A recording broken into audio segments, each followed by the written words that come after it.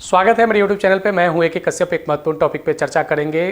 केंद्रीय कर्मचारी हो, पेंशन भोगी हो, राज्य कर्मचारी या पेंशन भोगी, इसके अलावा EPS 95 जो आपके संगठित क्षेत्र के कामगार हैं, उन लोगों के लिए वो दिन दूर नहीं है कि जब सुप्रीम कोर्ट में केंद्र सरकार को इस तरीके के टिप्पणियाँ सुनने को मिल सकते हैं। आखिर विषय क्या है? ये खास लोगों का विषय है। ये खास लोग कौन हैं जो भारतीय न्यायपालिका में कार्य कर रहे हैं? ये न्यायाधीश हैं और न्यायिक अधिकारी हैं। इनको लेकर सुप्रीम कोर्ट ने जो वेतन और पेंशन को बढ़ाने को लेकर जो तल्ख टिप्पणी किया है, इस पर अटॉर्नी जनरल से सुप्रीम कोर्ट ने पूछा कि मुफ्त में रेवड़िया बांटने के लिए आपके पास पैसे हैं, केंद्र के पास पैसे हैं, और आप यहाँ पे ये आर्गूमेंट कर रहे हैं कि केंद्र के पास वेतन और पेंशन को रिवीजन करने के लिए पैसे नहीं है, वेतन और पेंशन को बढ़ाने के लिए पैसे नहीं है। ये सुप्रीम कोर्ट ने इस तरीके के टिप्पणी को 8 जनवरी को जो दिया है, ये अपने आप में काफ़ी चर्चा का विषय बन गया है। आने वाले समय में जिस डिमांड को लेकर जो 2004 के बाद जो कर्मचारी हैं, जिस डिमांड को मांग कर रहे हैं, NPS वाले या जो UPS जो लागू किया जाने वाला है, या EPS 95 वाली, ये सभी लोगों के लिए कुछ बहुत बड़ा बदलाव देखने को मिल सकता है। और आने वाले समय में इसको बल मिलेगा इस तरीके के अगर जजमेंट अगर आते हैं, चाहे वह न्यायपालिका के ही फेवर में क्यों ना हो। क्योंकि यहाँ पे जो स्टेटमेंट जो दिया जा रहा है, यहाँ पे जो टिप्पणी किया जा रहा है, वह टिप्पणी भारत के सबसे बड़ी न्यायिक व्यवस्था का जो शीर्ष है, सर्वोच्च न्यायालय, वहाँ से ये टिप्पणी किया जा रहा है। यहाँ पे न्यायमूर्ति 2 सदस्यीय न्यायमूर्ति के खंडपीठ ने क्या क्या टिप्पणी किया और मुद्दा क्या था, इस विषय पर बात करेंगे। अगर अभी आप नए जुड़े हैं, चैनल सब्सक्राइब नहीं किए तो जरूर चैनल को सब्सक्राइब करके बेल आइकन को दबा दीजिएगा। वीडियो लाइक ज़रूर कीजिएगा, अगर अच्छा लगेगा तो सुझाव कमेंट में लिखिएगा, और वीडियो ज़रा आप शेयर भी कर देंगे अपने करीबियों के पास। चलिए शुरुआत करते हैं। देखिए, एक बहुत बड़ा मुद्दा है। ये मुद्दा ये खास लोगों के लिए है, लेकिन इस खास लोगों की लिए सुप्रीम कोर्ट ने जो तल्ख टिप्पणी दिया है, इस टिप्पणी का फायदा आने वाले समय में इन सभी को मिल सकता है। क्योंकि जिस तरीके से यहाँ पे अटॉर्नी जनरल को सुप्रीम कोर्ट ने तल्ख टिप्पणी देते हुए कहा कि रेवड़ियाँ बांटने के लिए आपके पास पैसे हैं और वेतन और पेंशन को रिवीजन करने के लिए आपके पास पैसे नहीं हैं, न्यायपालिका में बदलाव के लिए आपके पास पैसे नहीं हैं, लेकिन मुफ्त में आपके पास बिजली करने की व्यवस्था, पानी करने की व्यवस्था, अनाज करने की व्यवस्था, ये सभी के लिए आपके पास पैसा है, लेकिन जो न्यायपालिका में जो कार्य कर रहे हैं उनके लिए आपके पास पैसा नहीं। इस तरीके का स्टेटमेंट अगर आ रहा है, और यही दलील बार बार केंद्र सरकार भी देती है जब ओल्ड पेंशन स्कीम को मांग की जाती है, तो पक्ष हो या विपक्ष हो, दोनों इस मुद्दे पर एकजुट हो जाता है लोग, और कहता है कि नहीं, यहाँ पे ओल्ड पेंशन अगर लागू किया जाएगा तब यहाँ क्या होगा कि काफ़ी ज़्यादा दिवालिया हो जाएंगे। हाल ही आप देखिए, जो योजना आयोग के उपाध्यक्ष मोंटेक सिंह अहलुवालिया जैसे व्यक्ति ने OPS के मुद्दे को कैसे क्रिटिसाइज किया था कि NPS ही ज़्यादा अच्छा है।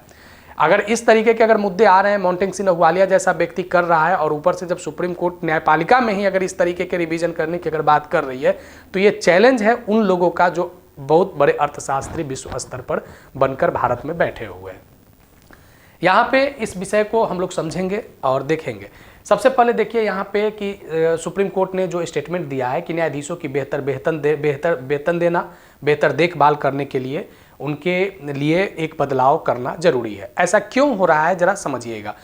सुप्रीम कोर्ट या हाई कोर्ट के चीफ जस्टिस के जजों की सैलरी आखिरी बार 2016 में रिवीजन किया गया था। जैसे आप भी देखे होंगे कि 2016 में जो आपके 7th पे कमीशन आया था, सरकारी संगठन जो कर्मी हैं वे मांग कर रहे हैं 8वें वेतन आयोग का। सरकार कान में तेल डालकर सो रही है, अभी तक कुछ भी नहीं इस पर सुनने को मिला है सरकार की तरफ से।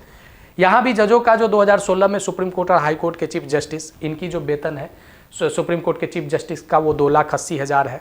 वहाँ के जो न्यायाधीश है उनकी वेतन 2.5 लाख रुपया है। हाई कोर्ट के जजों की वेतन 2,25,000 है और चीफ जस्टिस की वेतन 2.5 लाख है। सुप्रीम कोर्ट के जो जज हैं या चीफ जस्टिस ऑफ इंडिया हैं, उनकी सेवानिवृत्ति लगभग 65 वर्ष है और हाई कोर्ट का 62 वर्ष। लेकिन जब यहाँ पे कुछ ऐसे मुद्दे देखने को मिले, ये मुद्दा आप देख सकते हैं, तो अगस्त से ये सब चीज़ चल रहे हैं। केस तो पहले ही दायर हुआ, लेकिन अगस्त से 2-3 बार आपको देखने को ऐसा मिला होगा कि जब सुप्रीम कोर्ट ने इस तरीके के टिप्पणी दिया। सबसे पहली बार एक आप देखेंगे कि 2024 के अगस्त के महीने में भी एक 3 न्यायमूर्तियों की एक खंडपीठ ने कहा था कि 15,000 में कैसे आजीविका चलेगा। तो ये बातें फिर बाद में दिसंबर में आया, और 18 दिसंबर को जब तारीख मुकर्रर किया गया तो वहाँ से 8 जनवरी को हुआ कि 8 जनवरी को फिर से सुनवाई होगा। 18 दिसंबर को सुप्रीम कोर्ट ने ये बातें कहा था कि 10,000 और 15,000 के बीच जो पेंशन मिल रहा है, जो आपके जो न्यायिक पदाधिकारी हैं तो वे कैसे इस पर काम कर सकते हैं, कैसे उनका जीविकापार्जन चल सकता है, कैसे वे आजीविका को चला सकते हैं। ये न्यायमूर्ति BR गवई और न्यायमूर्ति KB विश्वनाथ के खंडपीठ ने कहा था कि सभी मुद्दे को, वेतन और पेंशन से संबंधित सभी मुद्दे को न्यायालय में लाने की कोई आवश्यकता नहीं है। यानी इन्होंने सरकार को इस बात पर कहा कि आप मानवीय दृष्टिकोण को अपनाइए और मानवीय दृष्टिकोण के तहत आप इसमें वेतन और पेंशन में रिवीजन कीजिए, उनमें बढ़ोतरी कीजिए, कम से कम एक सम्मानजनक मिलना चाहिए। पीठ ने यहाँ पे कहा था कि यह दयनीय है और यहाँ पे ये भी बात को कहा था कि गौर किया कि उच्च न्यायालय ने कुछ सेवानिवृत्त न्यायाधीश जो हाईकोर्ट से रिटायर्ड हो रहे हैं, जिनकी वेतन 2 लाख, जो अभी हमने बात किया 2 लाख से भी अधिक वेतन वाले लोगों के लिए पेंशन की राशि 10,000 और 15,000 के बीच में मिल रही है। ये एक काफ़ी चिंता का विषय है। और यहाँ पे सुप्रीम कोर्ट के जो उस पीठ ने कहा था कि सारे विचार न्यायालय से ही नहीं सुलझाए जा सकते, मानवीय दृष्टिकोण को आप अपनाइए। अटॉर्नी जनरल R वेंकटरमन के पीठ ने समक्ष मामले का जब उल्लेख पर अनुरोध किया तो वेंकटरमन ने कहा कि सरकार इस मुद्दे को सुलझाने का प्रयास करेगी।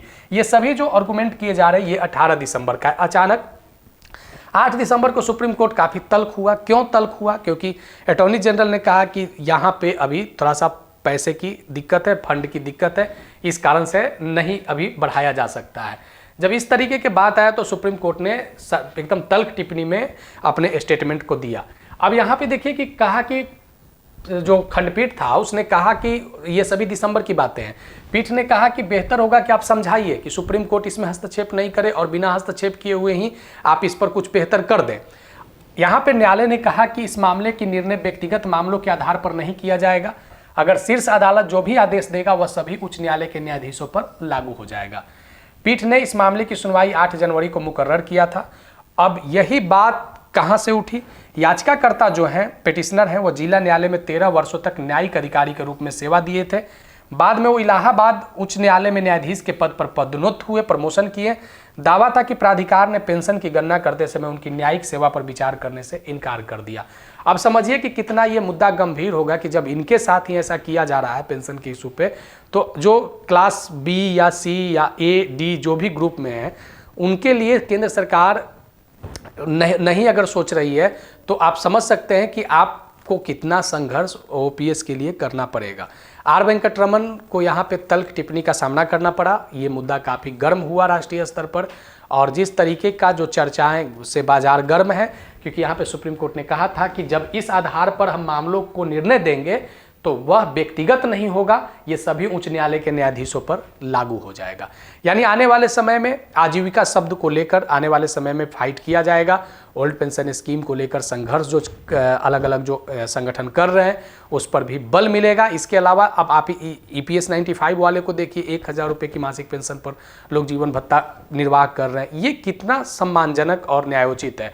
आने वाले समय में जो शीर्ष न्यायालय है इस सब बातों को अगर वहाँ पे अगर उठता है आने वाले समय में तो सरकार को, केंद्र सरकार को कुछ एक ठोस निर्णय लेना होगा कर्मचारियों के हक में, चाहे वो संगठित क्षेत्र के हो या सरकारी क्षेत्र के हो। बताइएगा कि वीडियो कैसा लगा और काफ़ी इसमें हमने आपको इन्फॉर्मेटिव न्यूज़ दिया है। वीडियो को लाइक आप ज़रूर कर दीजिएगा, नए जुड़े हैं तो सब्सक्राइब करके बेल आइकन को ज़रूर दबाइएगा। आगे फिर मिलेंगे नेक्स्ट वीडियो नेक्स्ट टॉपिक में, तब तक के लिए